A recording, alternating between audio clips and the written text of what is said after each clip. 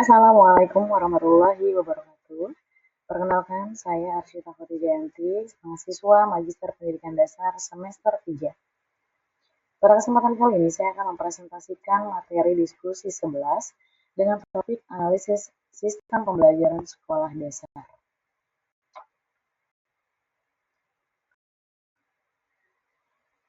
Dari 10 model pembelajaran terpadu, yang paling relevan dengan kurikulum di Indonesia adalah model web atau jaring-jaring.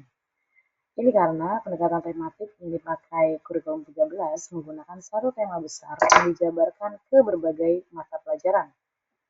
Kurikulum Merdeka sendiri tetap mengakomodasi integrasi tematik meskipun lebih fleksibel. Model Weber digunakan dalam pembelajaran tematik dengan memusatkan pembelajaran pada satu tema. Mata pelajaran yang terintegrasi secara fleksibel dan sesuai dengan kurikulum 13 sehingga tetap relevan di kurikulum Merdeka.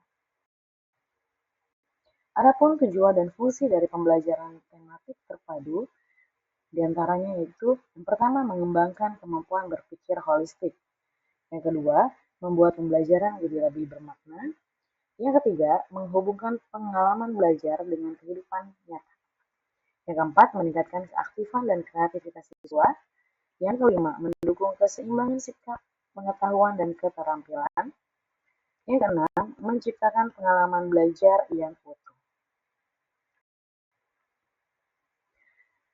Landasan pembelajaran tematik terpadu dibangun atas dasar bahwa siswa belajar melalui pengalaman, pengamatan langsung, dan juga hubungan antar konsep. Secara hukum pun dikuatkan melalui aturan pelaksanaan kurikulum 2013.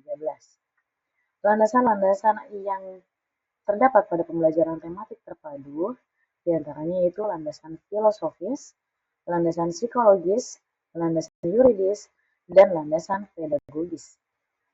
Pada landasan filosofis, menekankan pada pendekatan konstruktivisme sehingga pembelajaran pun menjadi lebih bermakna. Sedangkan pada landasan psikologis, sesuai tahap perkembangan kognitif konkret operasional siswa. Dan pada landasan yuridis, mengacu pada Permendikbud tentang kurikulum 2013. Terakhir, landasan pedagogis, yakni pembelajaran berpusat pada siswa atau student center. Dalam pembelajaran tematik, ada prinsip dan rambu-rambu yang perlu ditaati. Yang pertama adalah berpusat pada siswa atau student center, di mana pembelajaran mengedepankan pada pengalaman siswa dan guru hanya sebagai fasilitator. Yang kedua, memberikan pengalaman langsung. Ketiga, menggunakan pendekatan saintifik dan penilaian autentik. Yang keempat, mengintegrasikan sikap atau dalam pembelajaran tematik kita kenal sebagai KI 1 dan KI 2, sedangkan pengetahuan kita kenal sebagai KI 3, dan keterampilan yang kita kenal sebagai KI 4. Berikut tahapan-tahapan pembelajaran tematik terpadu. Proses pembelajaran tematik dimulai dari penentuan tema hingga penilaian. Webbing sangat penting karena memetakan kompetensi mapel secara terintegrasi dalam satu tema. Diawali dengan menentukan tema, lalu dilanjutkan dengan mengembangkan jaring tema atau kita kenal sebagai webbing, dilanjutkan pada penyusunan tujuan dan alur pembelajaran, lalu mulai merancang kegiatan pembelajaran, dan menyiapkan media serta asesmen autentik. Barulah guru bisa melaksanakan pembelajaran tematik, dan pada akhir pembelajaran akan ada refleksi dan tindak lanjut. Selanjutnya adalah perbedaan kurikulum 13 dengan kurikulum Merdeka. Perbedaan yang paling mencolok adalah fleksibilitasnya. Kenapa? Karena kurikulum Merdeka memberikan keleluasaan guru dalam menentukan alur pembelajaran, penilaian, dan pengaturan kelas. Sedangkan kurikulum 13 lebih terstruktur dengan pendekatan tematik untuk kelas rendah. Pada layar saya tampilkan kurikulum 2013, yaitu semua mata pelajaran terintegrasi dalam tema seperti pada kelas 1 sampai kelas 3. Kompetensi dasar dan kompetensi inti ditetapkan secara nasional.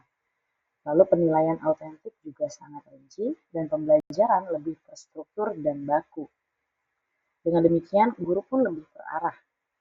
Sedangkan pada kurikulum merdeka, lebih fleksibel karena berbasis capaian pembelajaran. Lalu yang kedua, tidak wajib tematik, tetapi diperbolehkan. Ketiga, ada proyek profil pelajar Pancasila.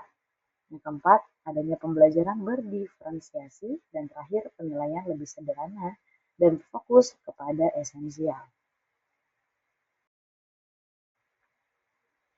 Selanjutnya, implementasi di sekolah saya.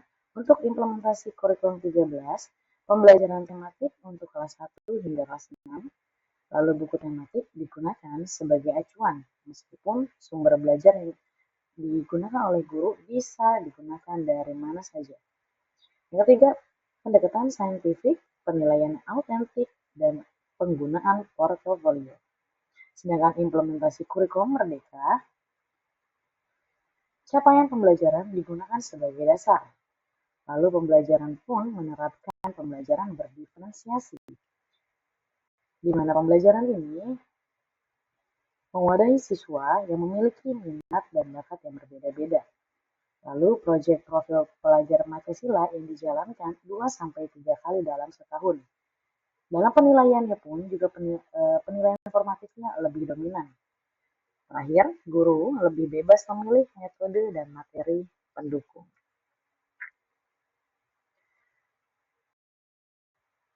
Sehingga bisa saya simpulkan bahwa keberhasilan pembelajaran tidak hanya bergantung pada kurikulumnya, baik kurikulum 2013 ataupun kurikulum merdeka, tetapi pada kemampuan guru memadukan prinsip-prinsip pembelajaran terpadu dengan fleksibilitas kurikulum, sehingga tercipta pengalaman belajar yang bermakna, menyenangkan, dan berorientasi pada kebutuhan siswa.